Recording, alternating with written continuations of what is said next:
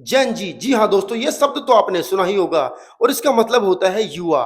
15 साल से लेकर के 30 साल तक के युवाओं को कहा जाता है जैन जी। और जब ये जैन जी वर्ड दिमाग में आता है तो एक ही बात दिमाग में आती है, मौज मस्ती। लेकिन अगर मैं आपको कहूं कि नेपाल के अंदर इस जैन जी ने पूरी सरकार ही बदल दी, पूरी पावर ही चेंज कर दी, तो क्या आपको विश्वास होगा? तो चलिए दोस्तों, जानते हैं इस वीडियो के अंदर कि कैसे इस जैन जी ने नेपाल के अंदर पूरा तख्ता पलट कर दिया।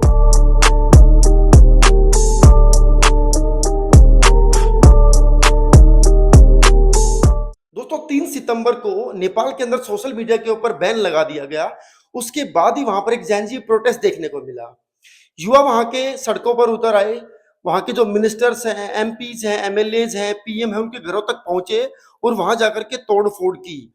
और पूरी दुनिया में शायद ये मैसेज गया कि शायद सोशल मीडिया के ऊपर बैन लगाने की वजह से ये प्रोटेस्ट हुआ है। लेकिन दोस्तों ऐसा नहीं है।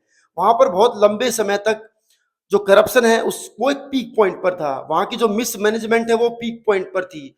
अनएम्प्लॉयमेंट, बहुत सारी चीजें ऐसी चल रही थी जो शायद वहां के युवाओं को पसंद नहीं आ रही थी, या फिर शायद जिसके खिलाफ आवाज उठाने की जरूरत बहुत समय से, लंबे समय से थी। और ये गुस्सा फूटा जब सोशल मीडिया के ऊपर बैन लगाया। बहुत सारे ऐसे जेन जी, बहुत सारे ऐसे युवा जो अपनी आवाज रखते थे सोशल मीडिया के ऊपर गवर्नमेंट के खिलाफ या नेपोटिज्म के खिलाफ, कैसे वहां पर जो बड़े बड़े लोग हैं, उनके जो बच्चे हैं, वो कैसे बड़ी बड़ी गाड़ियों में घूमते हैं, विदेश के दौरे करते हैं, ऐश करते हैं, सब कुछ अपनी जिंदगी में मौज मस्ती करते हैं। लेकिन वहां का जो जेन जी है, वहां का जो यूथ है, वहां का जो युवा है, वो कितना परेशान है। उसके पास नौकरी नहीं है, उसके पास अच्छी शिक्षा नहीं है, उनको बाहर जाकर के लेबर करनी पड़ती है। आप भी अपने अड़ोस पड़ोस में किसी न किसी नेपाल के व्यक्ति को देखते हो, कोई सिक्योरिटी गार्ड होता है, तो कोई कुक है, तो कोई कुछ काम करता है, तो कोई कुछ काम करता है।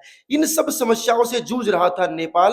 और ये गुस्सा फूटा 3 सितंबर 2025 को, जब सोशल मीडिया के ऊपर पूरी तरीके से बैन लगा दिया गया और लोगों की आवाज को दबाने की कोशिश करी गई। उसके बाद ये जैन जी उतरा सड़कों पर और वहां पर खूब घमासान मचा दोस्तों। और दोस्तों इस घमासान में एक एक्स मिनिस्टर की वाइफ की भी जो है वो डेथ हुई। लेकिन ये घमासान रुका नहीं दोस्तों, ये घमासान चलता रहा।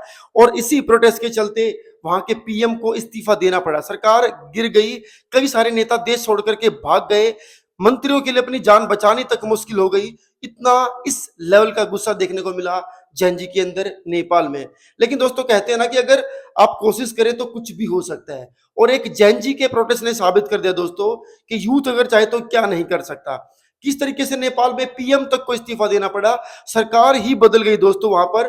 और नई पीएम बनी, पहली बार महिला पीएम बनी सुशीला कार्की। वहां पर अंतरिम सरकार बन चुकी है दोस्तों। सुशीला कार्की जी नई प्रधानमंत्री होंगी। अगले साल मार्च के अंदर इलेक्शन हो गए, उससे पहले तक ये सरकार काम करेगी। अब लोगों को बहुत उम्मीद है इस सरकार से कि सरकार कुछ ना कुछ चेंज लेकर के आएगी, कुछ ना कुछ रिफॉर्म्स होंगे। और जो ये आंदोलन हुआ, जो लोगों को मुसीबतें झेलनी पड़ी, प्रॉब्लम्स झेलनी पड़ी, सड़कों पर लोग उतरे, कितना नुकसान हुआ देश का, वो सब व्यर्थ नहीं जाएगा। और सुशीला कार्की जी कुछ ना कुछ नए रिफॉर्म्स लेकर के आएंगी, युवाओं के लिए कुछ ना कुछ सोचेंगी, वहां के प्लान को रोकने की कोशिश करेंगी, करप्शन पर रोक लगाएंगी, अनएम्प्लॉयमेंट पर रोक लगाएंगी। ये सब चीजें दोस्तों अब वहां के यूथ को उम्मीद है सुशीला कार्की जी से। सुशीला कार्की जी को हिंदुस्तान को लेकर के काफी सॉफ्ट बताया जा रहा है दोस्तों। उनका संबंध बताया जाता है कि बनारस हिंदू यूनिवर्सिटी से वो पास आउट है, वहां से पढ़ी हुई है। उनके कई सारे रिलेटिव्स इंडिया से बताए जा रहे हैं दोस्तों। उनके कई सारे रिश्तेदार इंडिया में रहते हैं, ऐसा माना जा रहा है दोस्तों। तो इंडिया को लेकर के उनका क्या मत होगा वो भी देखने वाली बात है।